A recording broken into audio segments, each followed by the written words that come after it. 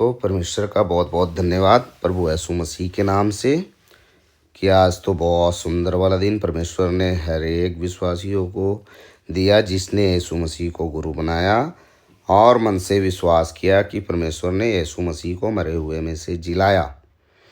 तो उसका तो बहुत अनंत जीवन, उस अनंत जीवन के लिए तो संसार ऐसे खोज में है।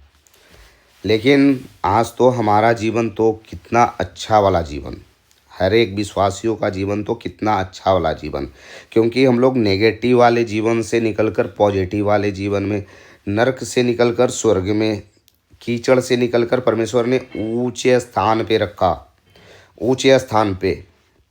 तो परमेश्वर तो नेगेटिव तो नहीं सिखाते, क्योंकि नेगेटिव तो बोलने से तो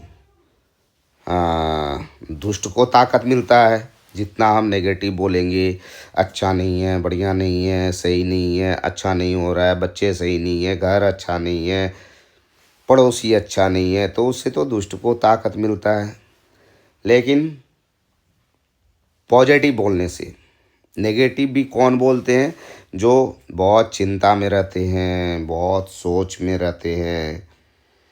आज से तो जिसने भी यीशु को गुरु बनाया और मन से विश्वास किया कि परमेश्वर ने यीशु मसीह को मरे हुए में से जिलाया, वो तो स्वर्ग राज्य में है। वो नेगेटिव तो नहीं बोलते, वो पॉजिटिव बोलते हैं, जिससे दुष्ट को कभी भी ताकत आपके जीवन में काम करने का नहीं मिलेगा। ना ही वो किसी पे दोष लगाते हैं। जिससे दुष्ट तो चालाक है ना, वो भी तो स्वर्गदूत ही था, स्वर्ग में रहा है। वो स्वर्ग का सुंदर स्वर्गदूत था, सबसे खूबसूरत स्वर्गदूत था। लेकिन अभी के समय में सबसे बदसूरत है, सबसे बदसूरत हो गया है, क्योंकि उसने परमेश्वर को छोड़कर अपना बुद्धि लगाया। तो जो परमेश्वर को छोड़कर अपना बुद्धि लगा रहा है, उसका जीवन तो बेकार वाला जीवन। तो चिंता भी नहीं। यीशु मसीह को गुरु बनाने वाले चिंता नहीं करते। वो तो अपनी सारी चिंता उसको सौंप देते हैं। कैसे? क्योंकि चिंता करके हम अपने सिर के बाल को न काला से उजला, ना सफ़ेद से काला नहीं कर सकते, न अपनी आयु थोड़ा सा बढ़ा सकते हैं, न घटा सकते हैं। चिंता करके हम कुछ भी नहीं कर सकते हैं। चिंता करके तो और अपने जीवन को बेकार कर सकते हैं। संसार में भी कहावत है कि चिंता चिता के समान है।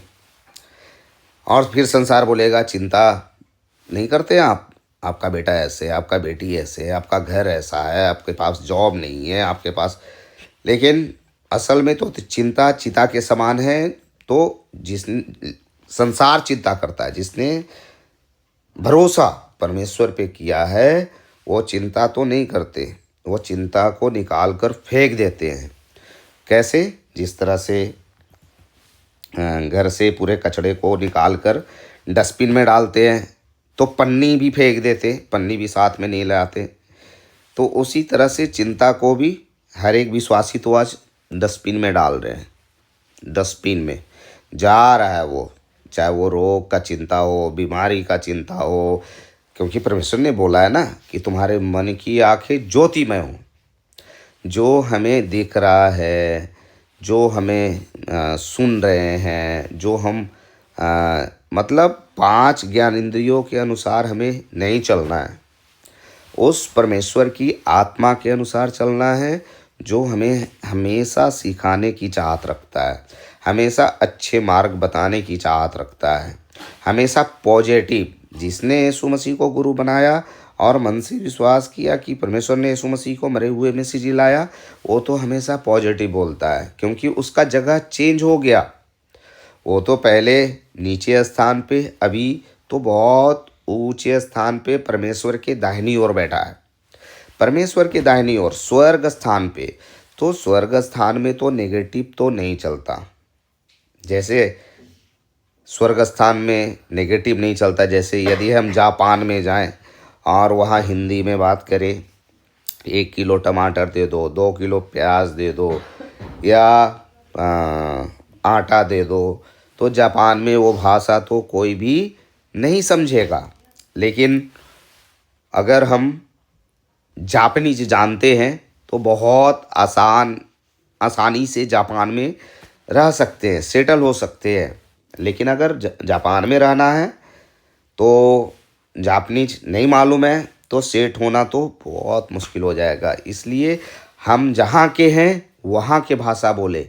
हम तो स्वर्ग के हैं, हम स्वर्ग के हैं, तो स्वर्ग के हैं तो हमें स्वर्गीय भाषा बोलना पड़ेगा, स्वर्गीय भाषा। ठीक है ना। जो परमेश्वर पे भरोसा करते हैं वो हमेशा स्वर्गीय भाषा बोलते हैं, नरक का भाषा तो नहीं बोलते।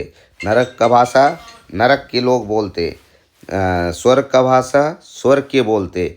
तो हमें डिसीजन लेना पड़ेगा कि हम नरक के हैं या स्वर्ग के हैं।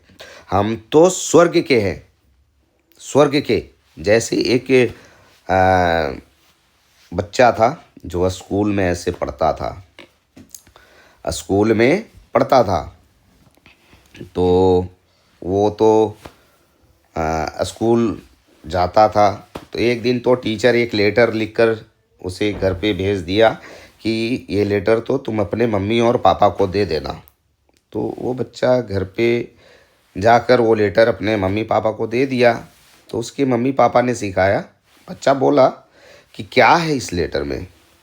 तो उसके मम्मी पापा ने बोला कि तुम्हारा बेटा तो बहुत जीनियस है, जो इस स्कूल का टीचर कोई भी नहीं पढ़ा सकता, या दूसरे भी स्कूल के टीचर कोई नहीं पढ़ा सकते हैं। इसलिए आप अपने बेटे को तो घर में पढ़ाओ।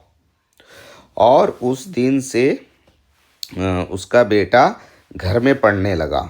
उसके मम्मी पापा पढ़ाने लगे, उसके मम्मी पापा गार्डिंग करने लगे, उसके मम्मी पापा उसके लिए हर एक कुछ करने लगे।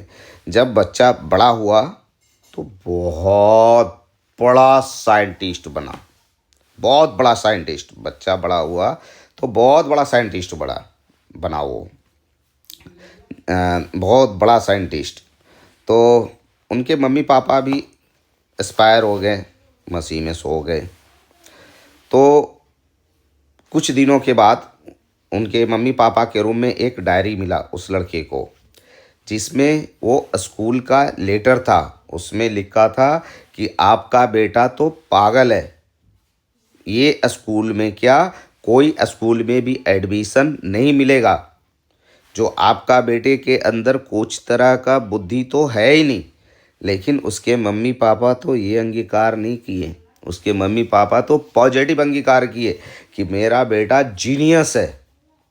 जैसे जैसे उसने अंगीकार किया, ये अंगीकार कहाँ का किया? स्वर्ग का। क्योंकि वो जानते थे कि हम दोनों हस्बैंड वाइफ कहाँ के हैं। तो हस्बैंड वाइफ दोनों अच्छा वाला जो अंगीकार किए, तो उनका बेटा तो बहुत बड़ा साइंटिस्ट बना, जिसका नाम एडिसन, जिसने बल्ब का निर्माण किया, जिसने बल्ब का निर्माण किया वो बना। तो मेन है परमेश्वर के वचन सुनने वाले नहीं, परमेश्वर के वचन पे चलने वाले। जो परमेश्वर के वचन पे चलने वाले हैं, तो जैसे व्यवस्था विवरण में भी परमेश्वर ने बताया, बहुत अच्छे से बताया 28 में, कि जो मेरी आज्ञाओं को सुनकर चित्त लगाए तो ये सारे आशीर्वाद तुम पर पूरे होंगे। कौन सब आशीर्वाद?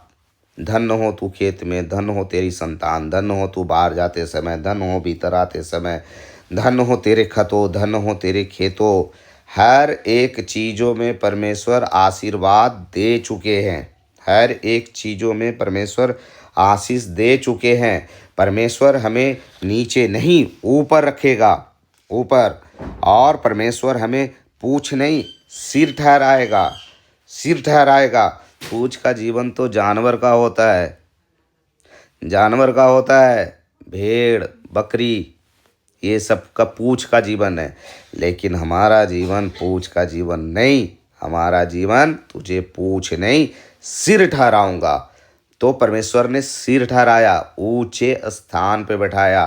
तो सबसे पहले तो मन की आंखें ज्योति में, ये ये शारीरिक आँखों से देखेंगे तो कुछ भी समझ में नहीं आएगा, लेकिन मन की आँखों से देखेंगे, तुम्हारे मन की आंखें ज्योतिमय हो, तो मन में तो आँख नहीं लगा है, लेकिन इन आँखों से देखेंगे तो कुछ भी अच्छा नहीं लगेगा, लेकिन मन की आंखों से देखेंगे तो सब कुछ अच्छा नज़र आएगा। तो मन की आंखों से देखना, सब बढ़िया है, सब अच्छा है, बहुत सुंदर है, मेरे पड़ोसी बहुत अच्छा है, मेरा परिवार बहुत अच्छा है, मेरे बच्चे बहुत अच्छे हैं, मेरा फैमिली बहुत अच्छा है, मेरा शरीर बहुत अच्छा है। ठीक है, कुछ नहीं दिख रहा है, लेकिन जो स्वर्ग का अंगीकार करेगा परमेश्वर उसके लिए उसके सामने प्रकट करेंगे। तो ठीक है, धन्यवाद परमेश्वर का, यीशु मसीह के नाम से।